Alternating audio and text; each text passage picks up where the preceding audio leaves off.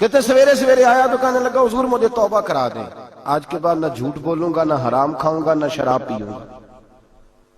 تو کہتے ہیں جتنے لوگ بیٹھے تھے کان کھڑے ہو گئے، کہا تجھے کیا ہوا؟ کہنے لگا 11-12 سال کا نوجوان آیا مجھے توبہ کرا گیا، چڑھتی جوانی، 11-12 سال 14-15 سال کا بچہ مجھے توبہ کرا گیا۔ تو کہتے ہیں ہم محو حیرت ہوئے کہ اتنا سا بچہ؟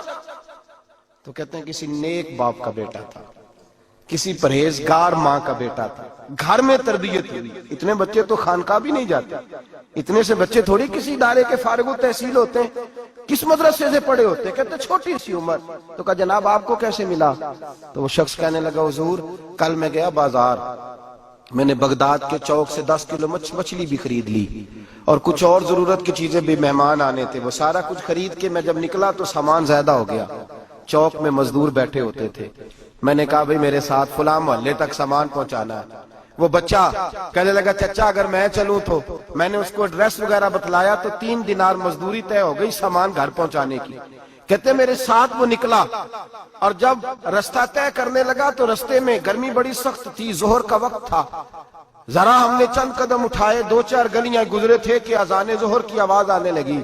تو کہتے ہیں بڑی منت کے انداز میں، بڑی گزارش کے انداز میں میری طرف دیکھا، عمر چھوٹی سی ہے، کہنے لگا چچا اگر اجازت مل جائے تو میں ظہر کی نماز پڑھ لوں۔ کہتے ہیں میں ایک جگہ پھٹے پہ بیٹھ گیا اور گپے کرنے لگا، سامان وہاں رکھا، میں نے کہا پڑھ لے نماز۔ کہتے ہیں بچہ نماز پڑھنے چلا گیا، باقی لوگ دیر سے آئے، وہ نماز پڑھ کے جلدی آ گیا۔ میں نے کہا بیٹے تو جلدی آ گیا ہے؟ کہنے لگا اس لیے جلدی آیا ہوں کہ آپ یہ نہ سمجھے یہ کام چور ہے، میں نے نفل چھوڑ دیے ہیں، فارغ ہو کے پڑھ لوں گا۔ کہتے ہیں سامان اٹھایا، رستے میں گرمی شدت کی تھی، اس کا پسینہ بہنے لگا، میں آگے بڑھا، میں نے کہا بیٹے سامان تھوڑی دیر کے لیے مجھے دے دو، گرمی زیادہ ہے۔ کہنے لگا چچا کسی کا تربیت یافتہ ہوں، کسی نے ٹریننگ دی ہے، کہا ماں باپ نے کہا تھا حرام لقمہ گھر نہ لانا، کہا بات کیا ہوئی؟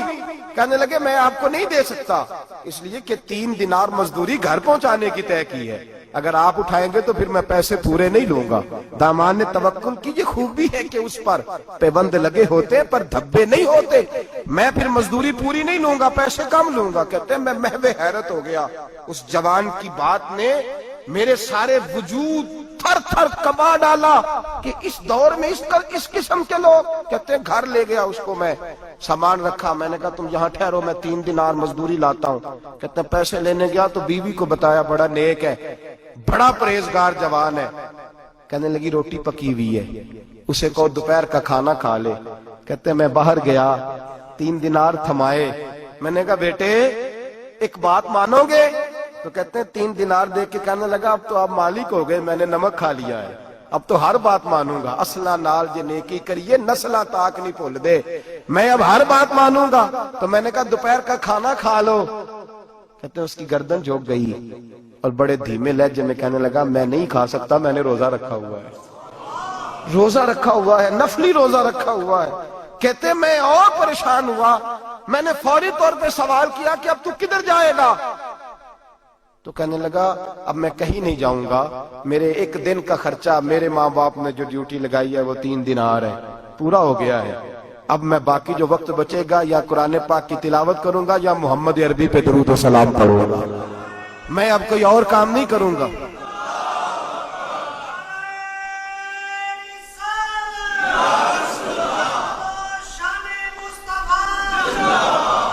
شخص کہنے لگا کہ میں نے کہا افطاری کر لینا، کہنے لگا مجھے مسجد بتا دو، میں جا کے اللہ اللہ کرتا ہوں، مجھے شام کو لے آنا۔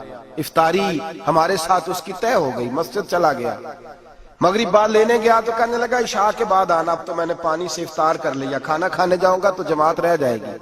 کہتے ہیں عشاء کے بعد میں لایا، اس کو کھانا کھلایا، رات گہری ہو گئی تو میں نے کہا تو سو نہیں جاتا؟ کہنے لگا کوئی عرض نہیں، کبھی دور مزدوری کرنے نکل جاؤں تو رہ بھی جاتا ہوں، گھر والوں کو پتا ہے۔ کہتے میں نے مسافر خانہ کھولا، یوں سمجھیے ڈرائنگ روم، بیٹھک میں نے کھولی، اس کو سلا دیا، میں اور میری بیوی اپنی معذور بیٹی کو روٹی دینے گئے اور ہم نے جا کے اس کو کھانا کھلایا جو ٹانگوں سے معذور تھی، اور ساتھ کہا کہ بیٹی آج بڑا پرہیزگار جوان ہمارا مہمان ہے، آج چڑھتی جوانی اور تقوی کی روشنی اس کے چہرے سے چمکتی ہے، کیا بات ہے، بڑے ہی اچھے گھرانے کا تربیت یافتہ ہے۔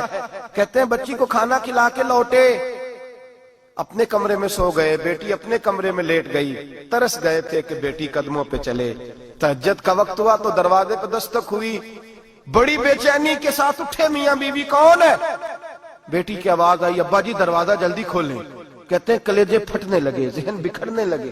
سوچے ہیں کہ وہ 2-1 منٹ ہمارے اوپر پہاڑ بننے لگے. دروازہ کھولا تو وہ بیٹی جس کے لیے ترس گئے تھے کبھی چلے گی, وہ اپنی ٹانگوں پہ کھڑی ہے.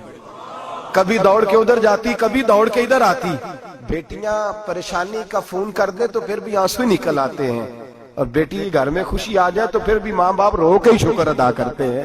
ان کے لیے روتے ہی رہتے ہیں. کہتے ہیں تڑپ گیا. بیوی بھی رونے لگی, بیٹے یہ کیا ہوا؟ ہم تو مایوس ہونے لگے تھے معاذ اللہ کہ اب تو ٹھیک نہیں ہوگی, کیا ہوا؟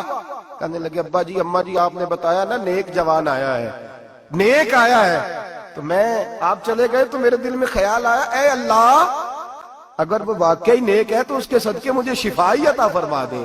یا ایھا الذین آمنوا اتقوا اللہ وابتغوا الیہ الوسیلہ, اے اللہ صحت ہی دے دے. کہتے ابھی میری دعا بھی پوری نہیں ہوئی کہ میرا وجود حرکت کرنے لگا, اور یہ دیکھو میں اٹھ کے کھڑا ہو گئی ہوں. کہتے ہیں ہم لوگوں نے یہ دیکھا تو بھاگے اس کے کمرے کی جانب. جب دروازے پہ ہاتھ رکھا تو دروازہ کھل گیا. آگے گئے تو پلنگ خالی تھا, ایک رکا چھوڑ گیا ہے. کہنے لگا مجھے پتا ہے میری حقیقت کھول گئی ہے. میں نے یہ کرامت کوئی کمپنی کی مشہوری کے لیے نہیں دکھائی کہ لوگ میرے پیچھے بھاگنے لگے, مرید ہونے لگے, طواف کرنے لگے. میں تو اللہ کا بندہ ہوں. اگر تمہیں مجھ سے ذرا بھی پیار ہو گیا ہے تو پھر میرے پیچھے نہ بھاگنا, اللہ کی بارگاہ میں جھک جانا, پھر گناہوں سے توبہ کر لینا.